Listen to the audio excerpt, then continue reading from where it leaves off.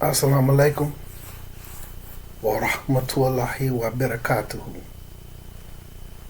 So, this is a subject I really don't even want to discuss or talk about, but it is important in Islam. So, it's actually a married couple. So they want me to discuss a little bit about when non-Muslims, especially their relatives, when they pass away, and what should we say and what should we not say? How should they deal with it? Okay? Now, it's an extremely important subject because I see Muslims fall into a lot of harmful things when it comes to relatives or close friends and people that have passed away. You know, some of them literally fall into some shirk, extreme disobedience towards Allah Azza wa Jal when they informed and shown Quran ayat and numerous tafsirs on how they should be handled and hadiths, and they reject it. They don't care. You know what I'm saying? Or the most famous thing of all, and people have heard me say this in numerous videos. As soon as you show them some forms of hadith or something that's authentic, they just automatically attack hadiths. Hadiths is fake. They not real. They came so many years after this. They not reliable. just a whole bunch of things, which, I let them go with that. The majority of them is just made up. But you got Sahih Bukhari, whole volume, what is like 10 books. You got Sahih Muslim, which is like 8 books, and all those authentic. So that's like 18 books of hadiths. That's all reliable. That's all sound. None of them fake. None of them fabricated. Every 18 books of hadiths that's authentic. Can't be argued. Can't be debated. So, but like I say, that's just the commonality. And this thing has been instilled in the Muslims, man. Although they refer to themselves as a Sunni Muslim, a Sunni Muslim. Where do you get your Sunnah from? Although these books have authentic hadiths, right, on the Sunnah, we're gonna reject that because a lot of them fake, they superstition. But then somebody who living today can tell you something that's from the Sunnah, and they have no clue where they got it from, and you'll believe it. Did they live with the Rasul? Like, was they alive during the time of the Rasul? So, like, that's just a commonality. The first thing they do is attack hadiths. Then when you show it to them from the Quran ayats, they still won't accept it. You know what I'm saying? And so, what I'm going to do, like I always try to do, I'm going to go to the Quran ayats, right? We're not going to go look to what Imam such and such said or this madhab. We're going to the Quran. We won't even necessarily have to touch no hadiths. You know what I'm saying? I got one written on the board because it's an important principle, and it'll put it all in perspective. And this is not my opinion. I done read many tafsirs on it. So this isn't from me. This isn't my opinion. This isn't what I want to say. So in concerning this issue, and while I'm speaking on it, wallahi, I was listening to an imam yesterday, right? And he was doing a talk on when it's permissible or suitable for a woman to ask for a cooler, right? And some of what he was saying was almost like listening to myself, where he was saying how with these marriages and some of these brothers, man, some of these sisters, they come into Islam with these Christian values, with this Christian point of view, and then when they come to Islam, now they just calling themselves Muslims, but a lot of them really didn't accept Islam. Now this is the part I'm putting in. They really didn't accept Islam for what Islam is. They just couldn't accept the fact that Jesus is God. So the dawah that they was given, which is some extremely poor dawah, where they people who they be listening to, and they just want them to hurry up and accept Islam. Some dude really want the woman to just accept Islam so that their sex can be permissible. They might not even marry them. And they want to coerce them to accepting Islam. So they basically say Islam and Christianity the exact same thing. We just don't believe Jesus is God. And then they say, you know what? I don't believe Jesus is God either. Then they be like, well, you really already a Muslim.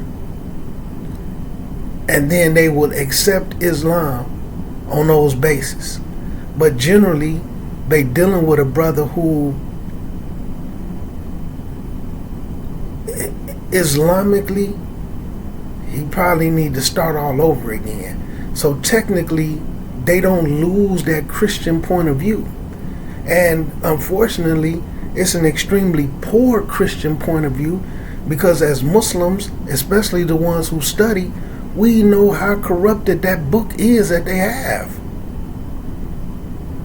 So they tricked, and then they had those people who give poor dawah, same type of Muslims. Allah sent down the Torah and the Injil. That's the New Testament. That's the Old Testament and the New Testament. But when you sit down and look what's in it, you'd be like, man, how dare they say this is a book of Allah? Even when Allah say in the Quran, they changed what I sent with their hands. They took a portion of it and then threw the rest behind their back.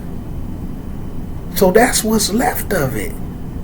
When they go to the hadiths, man, where Umar used to walk around with, because he used to sit with some of the Christian scholars, and he used to talk to them, and he used to write down on the paper keep notes, whatever they was using to write on. Sometimes it was leaves or whatever. So whatever he was using to write on, he used to carry it, and then he used to come recite it, tell the Rasul what he said, and the Rasul told him, don't do that, because you don't know what's false and what's true in there. And something in that might sound good to you, and you never know what's going to sink into your heart. So leave that stuff alone. Allah, once the Quran came, all that stuff is abrogated anyway. That stuff abrogated anyway. And if it's anything from that we supposed to act upon, or that we supposed to take serious, then you're going to find it in Allah's book and in the Sunnah of His Messenger. You don't have to go outside of Islam for anything. Nothing. No stone has been left unturned. So like how he's saying, man, a lot of the Muslims is starting to come to Islam with those core Christian values. Especially like when somebody pass away. Especially when these old pagan holidays comes up. At the end of the day, it's all paganism. It's paganism. And it's something in us that we can't let that go. And a lot of it is due to this hadith what we gonna start with, then we gonna go from the Quran to how we deal with the dead, with the people who've passed away, Muslim and non-Muslim. You understand? Muslim and non-Muslims. And we're going to use what Allah said in the Quran. But right on here, what I have up here, now I kind of wrote it from memory, right? In the English. So you may find on the internet, or you go look into it, it might be worded a little different. So right here, Hadith, it's in Bukhari. You can find it in, so I'm just going to say Bukhari, because Bukhari is authentic, it's sound, it's reliable, none of it is fabricated, it's undeniable. Okay? So we just gonna say, it's definitely in Bukhari. It's in some of the other ones, but it's hands down, it's in Sahih Bukhari. So none of you truly believe until you love. Some wording say, until the prophet is dearer to you, mean more to you, right? So until you love, or the prophet sallallahu alaihi wasallam is more dearer to you, means more to you than your family, your mothers, your fathers, your grandparents, your children, okay, and all people. Some people can't achieve that. Some people not gonna love Rasulullah sallallahu alaihi wasallam more than their mother, more than their children, more than their grandparents. Some people not gonna be like, because I done talked to Muslims and this sounded strange to them, to where they done said out of their mouth, how can somebody love Prophet Muhammad more than they love their own kids? See, these be Muslims, man, that still had some kufr in them. But let me tell you something that's more amazing. As a Christian, as a kafir, they love Jesus more than they love their own kids. They love Jesus more than they love Allah Azza wa Jal. Ain't that amazing? So this is that kufr that's still in their heart. This disbelief. This is that disease that's in their heart. Yeah, as a kafir, just like some of the people who I knew that came from the Nation of Islam, and some of them to this day, they love Elijah Muhammad. Some of them people, man, loved Elijah Muhammad more than they love their family. Some of them still love Elijah Muhammad more than they love Prophet Muhammad sallallahu alaihi wasallam. Okay? And same with the Moors. Some of them love Noble Drew Ali, Timothy Drew, okay, more than they love Rasulullah sallallahu alaihi wasallam. So the problem is, they don't truly believe. And they're never going to truly believe until this happens. And I'm going to break down why. But I'm going to say this. If you have to love Rasulullah that much, who do you have to love more? Who's not in that list? Allah Azza wa Jal. So you have to love, and that's why I put this right here. The importance of loving Allah and the Prophet and Messenger of Allah sallallahu alaihi wasallam more than anything else. Now, why is this? Because when certain things happen to family members, the love that they have for them, they'll disobey Allah and His Messenger. They'll make I don't care what Allah said. I don't care what the Prophet said. Those hadiths is fake, although I'm still a Sunni Muslim. Okay, well, where do your sunnah come from? Where do your legal practices come from? Oh, the imam of this madhab, but my favorite black imam who taught me black Islam said it. Did Allah reveal something to your favorite black imam? Did Allah reveal something? But it'd be funny because sometimes that'd be their statement. Only this right here, all this stuff came from Allah. But what you talking about came from your favorite black imam. Came from Drew Ali. Came from Elijah. Came from Wardeen. Some of them foreigners who can't let go came from Imam Hanifa. But they'll say, everything is Allah only sent down the Quran. Which inside the Quran it says, one, if you love Allah, then you have to follow his prophet. That's an ayat in Surah 3. And they tell the Rasul, say that to the people. Say, if you truly love Allah, then follow me. How do you do that? How do you do that? Do tadabbur on that. Make sense of that. For all these people who want to reject the Sunnah, but still attach themselves to it by name. I'm on Quran and Sunnah. I'm a Sunni Muslim. I'm Salafi. But hadith superstition, fabricated, they ain't reliable. Okay, so how do you follow his prophet and messenger, sallallahu alaihi wasallam? So it's the love, because people love other things, their desires, tricks from the shaitan, that disease in their heart. So Allah is increasing that disease. So when it comes to somebody passing away that's non-Muslim and you Muslim, wallahi, I know a Muslim sister that told me, wallahi, said out of their mouth to me, all because of a poor Muslim brother who gave her a bald-tail understanding about Jannah. But they said out of their mouth, they don't even want to go to Jannah. I said, why you don't want to go to Jannah?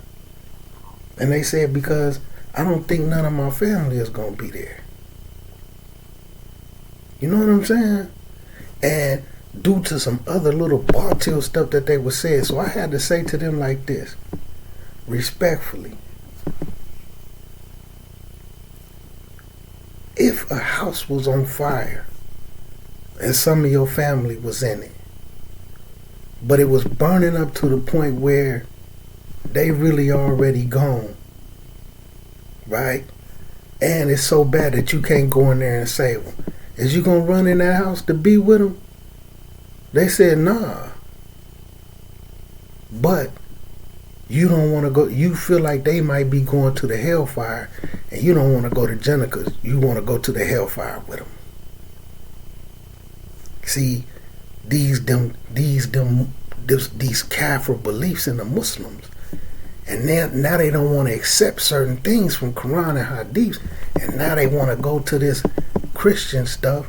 Oh, well, we all going to heaven anyway because Jesus died for our sins.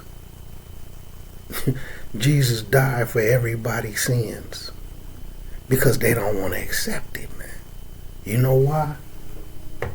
Because they don't love Allah Azza wa Jal more than them.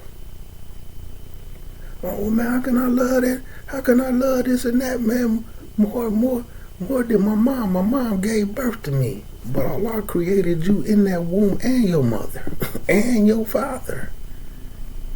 That's how you can love Allah more. His messenger brought you the keys to the doors of Jannah. He showed you the path. Sacrifice itself. You can go through the history and look at certain things of the prophets, right? How many of them had to get out there and fight wars? Rasulullah sallallahu alaihi wasallam was a prophet that had to fight wars. So let me get to it, man. And this is why you have to learn to establish that love. See, people say that they love, oh man, they love God. They crazy about God. Okay, but if something go on with their family or their best friend or people they love, you're going to see that they love it. They're going to love that more. They're going to love that more. You see what I'm saying? because some of the things that I'm starting to see, and it's starting to really become common. And this is the question that they asked me about. Because I was saying in a video about how people starting to put their loved ones on obituaries, and they paint wings on them and putting halos on them, and they got them in the sky in the clouds, like them became angels. And then you got Muslims starting to say stuff like rest in power, rest in peace, rest in heaven. I know you looking down on me. These is not permissible things to say. Even if you just go look at the origins of it. Like, is that a dua? May you rest in peace. May you rest in power. May you rest in heaven. Who is you asking that? Is you saying that to Allah? Is that a dua that you making up on them? I know you looking down on me from heaven. Just automatically putting these people in heaven. Because that's what they want to believe. They in the barzakh, man. They in the barzakh. But because the love that they have for them, they totally disobey Islam. Because they Muslims with Christian beliefs. And y'all gonna think I'm trying to be funny when I say this. I don't even want to do this part. But basically, I was around some Muslims, man, and they had got to discussing people that passed away. And they was like, they did a little symbolism thing, but it was like, may their souls rest in peace. You know what I'm saying? As a Muslim, may their souls rest in peace. May their souls rest in heaven. May they rest in power. I know they in heaven looking down on me. As a Muslim. And guess what? If you ask them is they on their deen, you can't pay them $1 million to convince them they not on their deen. But they running around with these kafir sayings. This Christianity, this Zindiq beliefs. And then what's always at the end of it? Well, what's wrong with it? I don't have a problem with it. I don't have a problem with it. I mean, it's just saying, may they rest in heaven, may they rest in power. Who you ask? I mean, is that a dua? What is it? Is it just a saying? Where do it come from? What is it? What the Muslims supposed to do? So we gonna go to Quran al-Kareem, and then just to show the beauty of it, the way Allah lays it down. So beautiful, man. But see, we don't do tadabbur, man. And just like that Imam said, man, the Muslims is starting to have too much Christian kafir values, and I don't even want to cloak it as Christian values because they don't even really have real Christianity. You see what I'm saying? And that's why, like, when it comes to the questions in the grave, and the people say, and the angels come say, what was your deen? And they basically just gonna be like, my deen was whatever the people said, whatever the people was doing. I was saying rest in heaven. May your soul rest in heaven. May your soul rest in peace and rest in power. I know you're in heaven looking down on me. You know what I'm saying? How you gonna say your deen was Islam and you totally contradicting Allah and His messenger? Huh? How you gonna say that Allah is your Lord, but you sitting up doing and talking like people who worship Jesus talk? Is Jesus your Lord? And notice when I say these type of things, I don't say Isa alayhi salam. Because Isa alayhi salam and who they refer to as Jesus, they not the same person. They not the same person. Do you think that Isa alayhi salam taught a prayer talking about our Father, thou that is in heaven? Do you think Isa alayhi salam taught the people a prayer like that? Isa alayhi salam don't think that Allah is his father or our father. Do y'all really believe Isa alayhi salam taught some people stuff like that? You understand? Just too much shirk, man. Too much kufr. Cats sound like zindiqs, man. And I could go on, and that's why I say, to me, Isa alayhi salam and this Jesus person that they done came up with, which is a slander to Isa alayhi salam, man, that ain't Isa alayhi salam. Isa alayhi salam ain't never taught no prayer that Allah was our father. Never. Never. Isa alayhi salam didn't walk this earth talking about Allah was his father. Y'all better wake up, man. Y'all better wake up. So look, we gonna get to it, right? So we gonna go to Surah Al-Baqarah, right? Ayat number 156. Okay? And look how Allah lays it down for us. And you will certainly be tested with some fear, with some hunger, and a shortage, a loss and a shortage of wealth, a loss of lives and products. So Allah Azza wa Jal is letting us know we're going to be tested with fears. But see, when you love Allah and His messenger, you're going to walk through them fears. You understand? You're going to be tested with some hunger.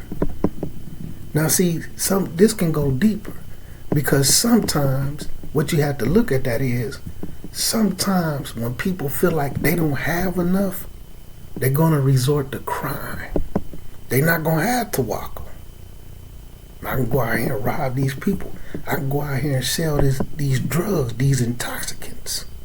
I got to get it. I got to feed myself. I got to feed my kids. See, they failing the test, see? And then as Muslims, they're tricking themselves. They think they on their deen because they saying alhamdulillah and stuff like that. Okay?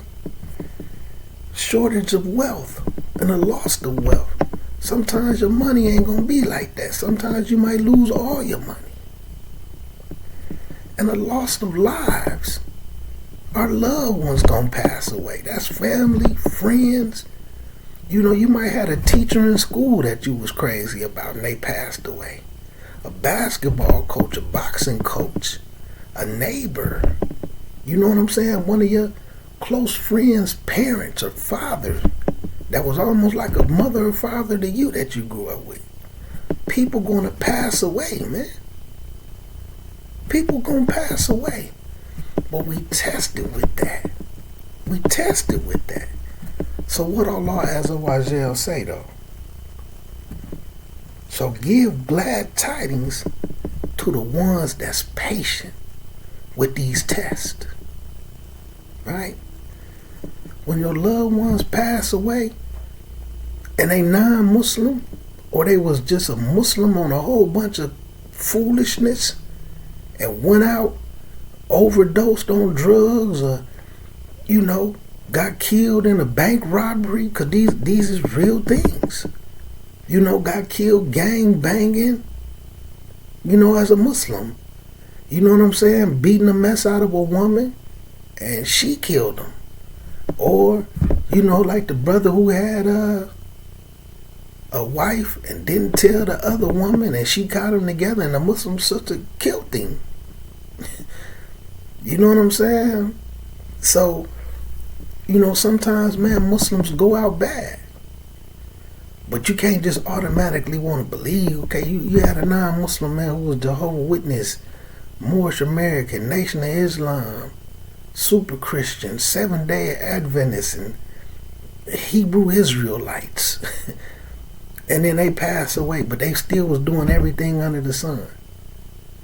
You know, impermissible relationships. You know what I'm saying? The boyfriend, girlfriend, the man and woman thing. Right? And they go out like that. But you can't accept it. So now you gotta believe they resting in heaven. You gotta say these type of things for some comfort for yourself and don't even know why you say it. You don't even know why you say it. It's just something you done heard some kafirs, some people who don't even know how to believe in Allah Azza wa Jal. Okay? Some people who don't even know how to believe in Allah Azza wa Jal. Don't even know where the origins of that nonsense even came from. But because you love them more than Allah and His Messenger and His Deen, you're trying to comfort yourself. You don't like the qadr of Allah Azza wa Jal. Okay? Not saying you should be harsh, not saying that you shouldn't care, not saying that at all. Because there's a hadith when there was a funeral procession and the Rasul, had the Muslim pause, paid his respect. And, they was like, man, Rasul, this dude is a kafir. And Rasul said, but is it not a soul? Is it not a soul?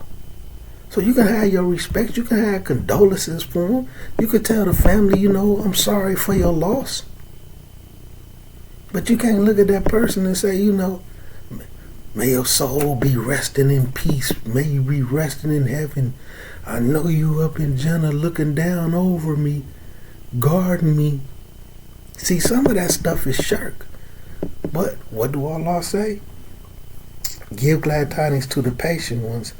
Those who, when a calamity afflicts them, when they touch with some calamity, some major hardships, they say, these are the ones who the glad tidings is for.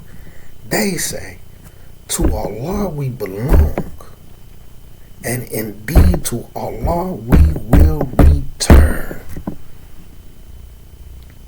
You can say that when a non-Muslim pass away, because this is still a calamity. And Allah is the owner of the heavens, the earth, and everything in it. They belong to Allah too. So they're going to return to Allah. And then they're going to face that scale.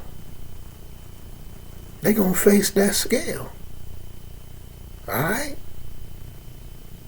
And if they been unjust to themselves, if they was up on some shirk, okay, they're going to have to deal with that. They're going to have to deal with that. Muslim, non-Muslim, if they was running around, instead of being the opposite of the disbelievers, steady acting like them, may you rest in power. I know you up there looking down on me, acting like a huge kafir. Being a big kafir. Well, acting like one. That stuff gonna be on your scale. So, but look what it says. And up on those, the ones who react like this and say this, up on those is the ones that Allah pardons. Okay? Pardon somebody, it's cool. You forgiven. Right? Those are the ones that's pardoned and mercy from their Lord. Right? Upon those are the pardons and the mercy from their Lord, and those are the ones that's rightly guided. Anything up out of that y'all coming up with? So, and this is for anything. Some loss of some wealth, some starving and you hungry, you scared, your heart pump Kool-Aid, because you don't have the heart to go out and look like a Muslim. Because I don't care how you try to put a spin on it. Oh, them clothes don't make you Muslim, but you look like one. They make you look like one. You understand? Because some people don't have the heart to run around and look like a Muslim. Because they heart pump Kool-Aid, you understand? And they instill that fear into other people. They hide their fear behind their mouth. Or you ain't gotta look like that. Sister, you ain't gotta cover like that. Cause they hard pump Kool-Aid, B. Guess who they be scared of? The white man. No disrespect to people that ain't black. They scared of the white man. Oh man, the white man might see me in Walmart dressed like this, and then I have a job interview and they beat him and they see me looking like a Muslim and don't hire me. The police might pull me over. Like I knew the cats around here, they take their kufi off and put it in their pocket when they drive. Man, the white man might see me riding down the street in my kufi and pull me over for nothing. Man, fear Allah, man. Oh man, the white man might see me and my girl at the movies and come fight us and tear her hijab off. Your heart pump Kool-Aid, B. You understand? When you test it with those things, man, to Allah we belong and to Allah we return. The ones that's patient up on that. Those are the ones, Allah telling us, those are the ones that Allah, the pardon and mercy from Allah is up on them. Huh? And those are the ones that's rightly guided. People pass away, grandparents, all of that, they pass away. Yeah, you could cry, you could feel some sorrow. To Allah we belong, to Allah we gonna return. All this, I know you in heaven watching over me. May your soul rest in heaven and in power, and all these old kafir sayings, man. Come on, man, we got to grow up, man. Everybody just is hurt. But see, when you love Allah and His messenger more, and like I said, some people don't love Allah enough. When them people pass away and it's their birthday, you know, they look at pictures of them in their house and, you know, I know today was your special day. I know you up there smiling. Come on, man. You Muslim, man. Although I know this your special day, I wish you was Christmas and different type of holiday. You know, some people even go as far, and I'm talking about Muslims. I know a Muslim man in a household, man, his wife, their grandchild. Now she was non-Muslim though. You know what I'm saying? But their grandchild had passed away from SIDS. You know, they got stuck in the corner of the bed or whatever. And every year on the baby birthday and the day that it happened, like she would go buy all these candles with Jesus on them. Not Isa alayhi salam. But she would have all these Jesus candles. And then she would put pictures and burn candles by the picture on his birthday. And then like when holidays come around, Christmas and Thanksgivings, you know, the type of holidays where family usually get together and burn candles by the pictures and all that type of stuff. You know, like I'm talking about burning like maybe 10, 15 Jesus candles.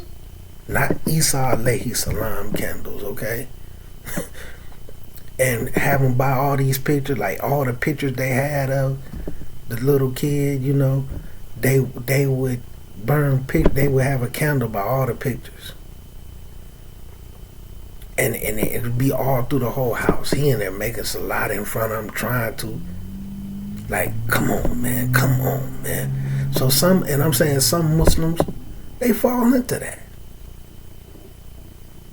Oh, I wish you was here. Man, you gotta have patience with that, man. That's a test for us. You understand?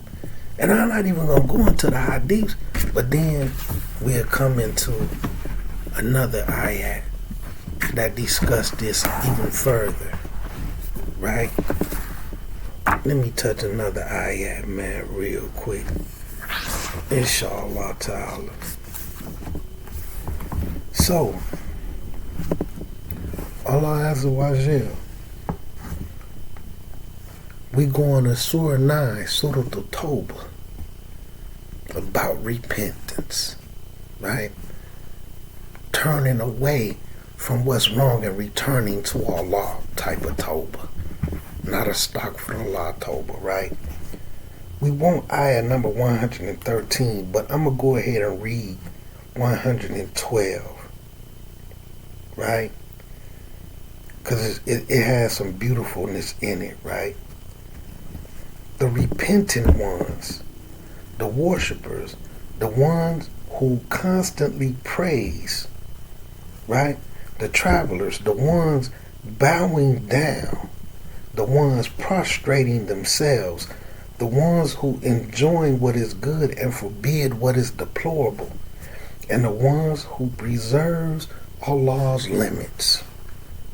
The ones who don't exceed Allah's limits. Look at this category, right? And they also give glad tidings to the believers. Now look what Allah Azza wa Jal says after that.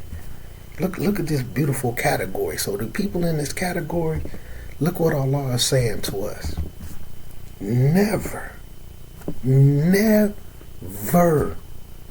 would it befit the prophet, any prophet, and those who have attained faith, iman, the mu'min, right, to ask for forgiveness, to make these crazy type of sayings for people who done passed away, for the polytheist, people who have multiple beliefs, people who just got all type of plethora, whether it's Buddha, whether it's Nation of Islam, whether it's Moorish American, whether it's Hebrew Israelite, Christian, Jew, right? Whatever.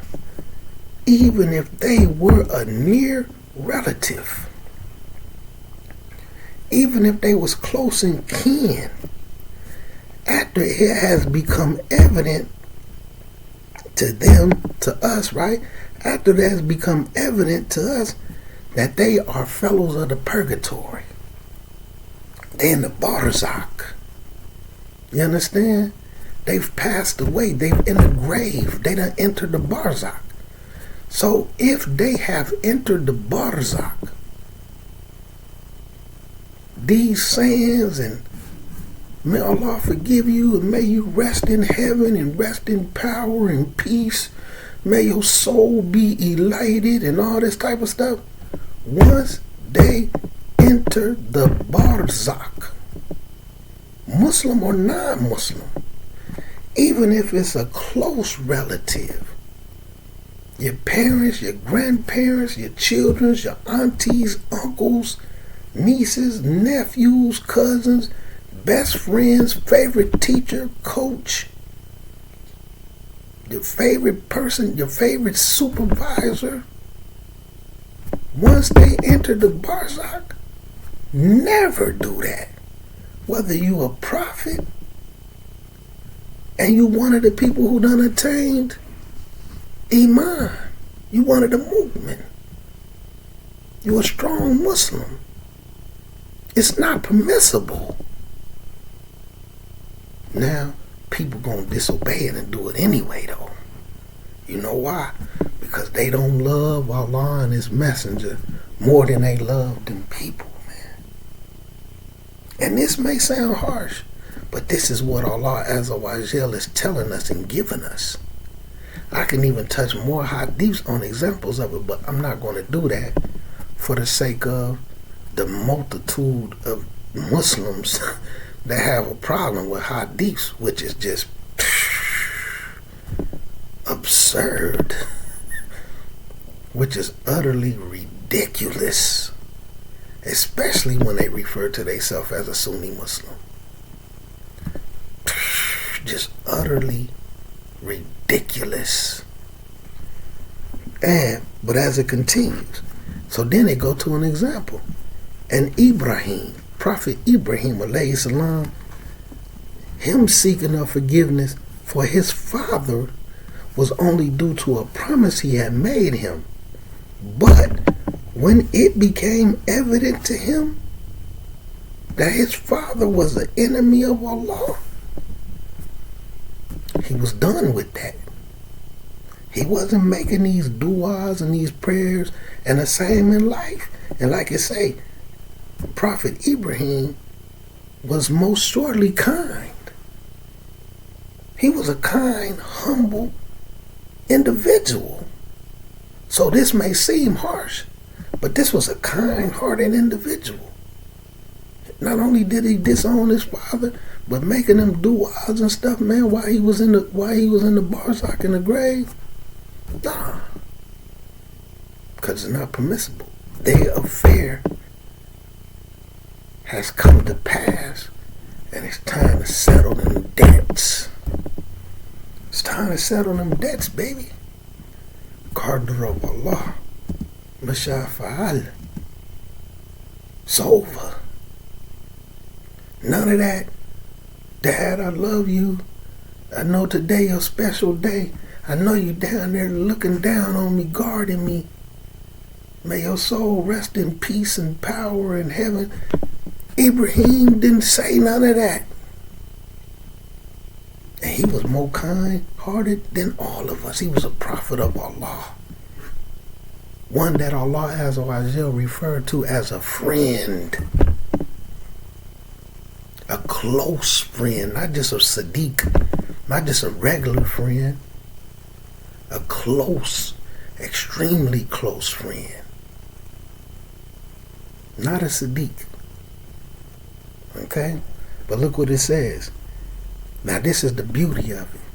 And never would Allah lead any people astray after he had guided them until he made evident to them what they should be mindful of. Indeed, to Allah belongs the dominions of the heavens and the earth. That's everything in it included. He gives life and he causes death. And apart from Allah, you have neither ally nor supporter. Nobody can do nothing about it when Allah's decision is made. Allah gives life, he caused death. But look at the beauty of that.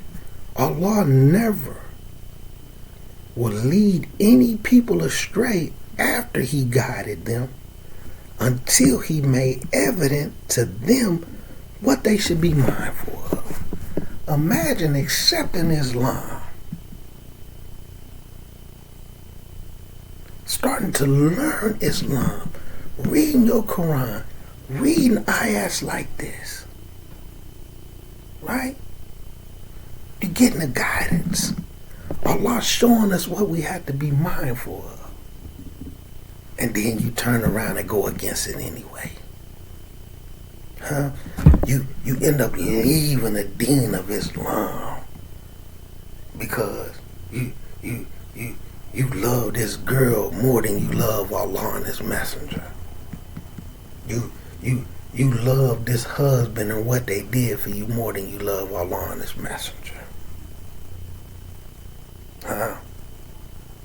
Oh man, I'm leaving Islam, man. I didn't get what my heart desired. But what do it say? You don't think you went astray? Allah never leads a people astray, right? After he has guided them.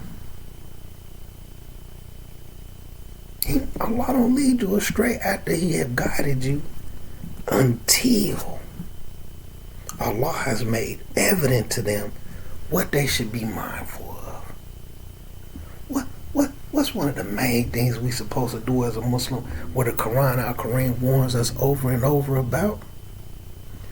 Be opposite of the disbelievers. So therefore, that's a long answer with detail. We don't do that. To Allah we belong, to Allah we return. You understand? Now, I've seen certain scholars say certain things like, you could say things like, not all the time, not every year, not on their birthday, but like when they pass away, even if the funeral hasn't happened. Soon as you hear they passed away, to Allah we belong, to Allah we return. May Allah accept the good that you did. May Allah reward you for the good things that you did. I've seen some scholars say you could say stuff like that. But like, oh, may you rest in peace, may you rest in heaven. You could say, some say that you could say things like, Ya Rahmah, Allah, may Allah have mercy on you. But this is just certain things where I've seen other Muslims saying, this is I never seen no scholars or nothing from the deen say it. You know what I'm saying? So I don't know where that come from. I'm only gonna say what Allah say that we should say and what His messengers say that we should say. Okay? All this you in heaven, because like I said, some of that is shirk. Okay? And not a continuing thing. When they pass away, to Allah we belong, to Allah we return. Now when they Muslim, I add in, of course, may Allah Azza wa Jal make their graves spacious, full of light, free of torment, and bless them with the highest levels of Jannah. Forgive them for all their sins and bless them with the highest levels of Jannah, if they Muslim. If they not Muslim, to Allah we belong, and to Allah we will return. You understand? But I know that it's about to go on. You're about to meet Munkar and Nakir. Time to settle them debts. So that's Quran al-Kareem, man. And I know I didn't even really want to talk about it. It's a difficult subject. It's going to be hard for some people. And some people going to reject it anyway. Some people still going to be doing birthdays.